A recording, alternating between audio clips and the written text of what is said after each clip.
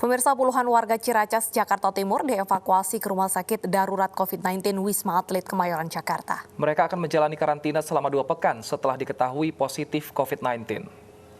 Sama aja. Ya, persiapan.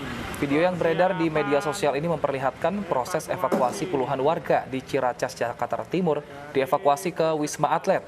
Mereka dievakuasi tim dari Puskesmas Ciracas. Hasil swab tes gabungan dari 5 kelurahan menunjukkan jumlah warga yang positif sebanyak 65 orang. Saat ini mereka menempati tower 6 dan 7 dan 8 komplek Wisma Atlet Kemayoran, Jakarta. Selain di Wisma Atlet, warga menjalani isolasi mandiri di beberapa lokasi yang disiapkan pemerintah DKI Jakarta. Sama aja. Ya, persiapan evakuasi dari Puskesmas. Seorang lurah di Jakarta Selatan menjadi korban pengeroyokan sekelompok orang saat membubarkan kerumunan di sebuah kafe di kawasan Cipete Utara, Jakarta Selatan. Akibatnya, lurah mengalami lebam di bagian wajah dan seorang pelaku ditangkap polisi.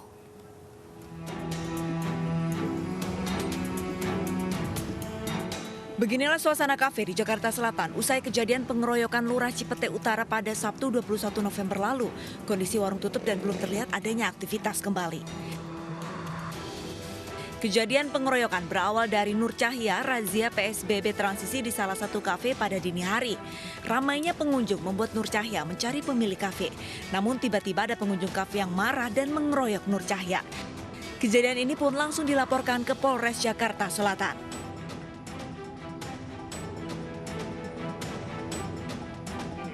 Nur Cahya, Lurah Cipete Utara menjadi korban pengeroyokan sekelompok orang saat berusaha membubarkan kerumunan yang melanggar aturan protokol kesehatan. Satu pelaku pengeroyokan berinisial RG telah ditangkap dan kini polisi masih mengejar 3 pelaku lainnya yang diketahui memiliki peran berbeda-beda saat pengeroyokan terjadi. Dari Jakarta, Tim Liputan iNews melaporkan. Pasca razia yang berakhir dengan penganiayaan lurah, pagi tadi Satpol Pamong Praja menyidak kafe di kawasan Cipete, Jakarta Selatan tersebut. Dan kita akan lihat langsung bagaimana kondisi terkini di sana. Ada rekan Vito Erlangga. Selamat siang, Vito. Bagaimana operasional kafe tersebut saat ini? Apakah ditutup?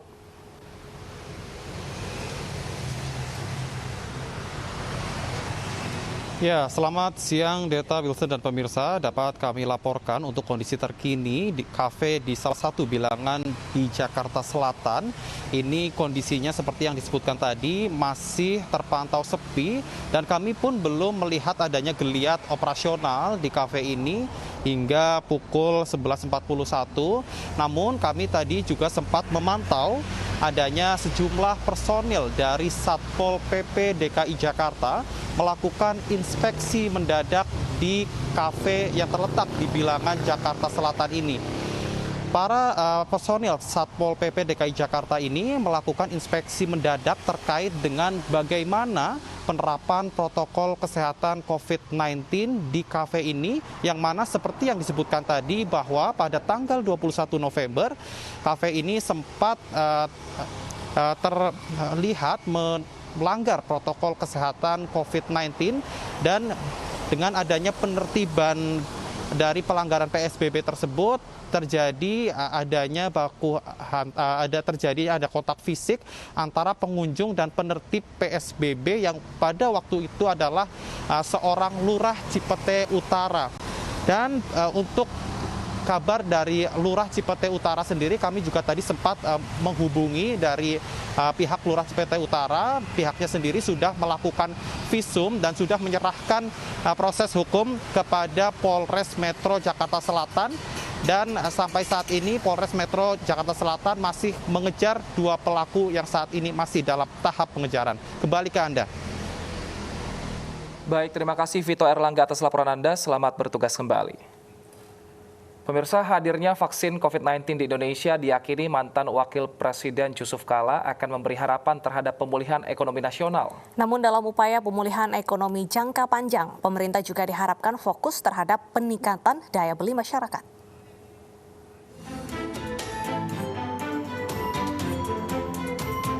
Mantan Wakil Presiden Yusuf Kala memandang hadirnya vaksin COVID-19 di Indonesia akan memberi harapan terhadap pemulihan ekonomi nasional.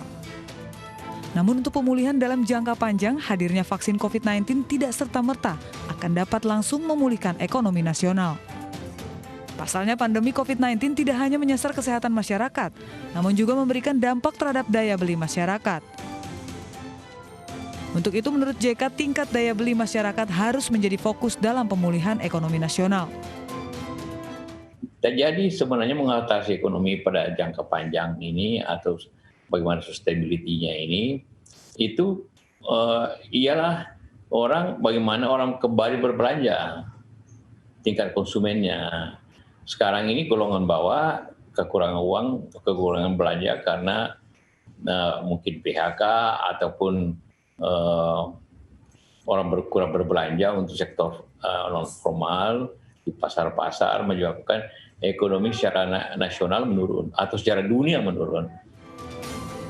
Dalam upaya meningkatkan daya beli masyarakat, JK memberi arahan agar pemerintah memberikan jaminan terhadap penghasilan masyarakat yang memadai, agar masyarakat dapat melakukan daya beli dibanding harus melakukan saving. Tim Liputan iNews melaporkan.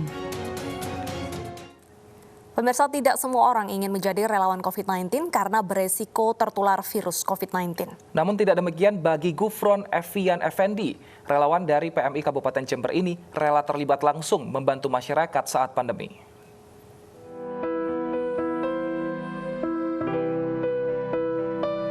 Tidak mudah menjadi relawan, butuh kekuatan fisik dan mental untuk menjalankan aktivitasnya. Seperti Gufron Evian Effendi, salah satu relawan di PMI Jember, Jawa Timur, yang selalu ikhlas bergelut dengan kotornya tanah pemakaman jenazah COVID-19. Setiap hari setidaknya ada 2 hingga 5 jenazah COVID-19 yang harus dimakamkan Gufron bersama teman-temannya. Ancaman paparan COVID-19 tidak menyurutkan semangat relawan PMI Jember dalam mengemban tugas. Gufron dan teman-teman relawan lainnya harus bersiaga selama 24 jam di kantor PMI Jember menunggu permintaan dari rumah sakit di seluruh wilayah Kabupaten Jember. Sejak awal pandemi COVID-19 hingga pertengahan bulan November ini, Gufron telah menjemput dan memakamkan jenazah COVID-19sebanyak 134 kali. Yang saya sukai adalah dapat saya pribadi itu bisa berkontribusi dalam pandemi ini, dalam wabah ini, dan saya bangga bisa terlibat langsung dalam kegiatan pengantaran jenazah COVID-19 sejak bulan April hingga saat ini. Awalnya saya merasa khawatir dan ragu terhadap kemampuan saya sendiri karena latar belakang saya bukan dari tim medis, namun saat itu saya dapat tugas untuk ikut pelatihan di Surabaya. Kemudian dari pelatihan itu saya ingin terlibat langsung dalam kegiatan pengantaran jenazah. Tak jarang Gufron dan relawan lainnya harus menjemput dan memakamkan jenazah COVID-19 pada malam hari. Meski hari sudah larut, Gufron dan lainnya tetap melayani permintaan rumah sakit dengan baik. Kita 24 jam. 24 jam, jadi panggilan malam, pagi, siang, sore maupun dini hari kita siap. Terkadang Gufron dan relawan lainnya juga harus bernegosiasi dengan warga sekitar komplek pemakaman. Karena tidak sedikit penolakan dari warga yang merasa takut tertular virus COVID-19. Setelah pemakaman usai, Gufron harus segera membersihkan diri serta membakar baju hazmat agar tidak tertular virus COVID-19. Dari Jember, Jawa Timur, Bambang Sugiarto, iNews melaporkan.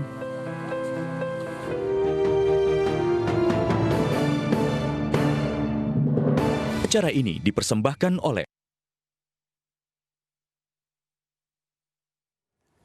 Pemirsa, kebiasaan makan sehari-hari yang sehat dapat melindungi kesehatan fisik dan kesehatan mental.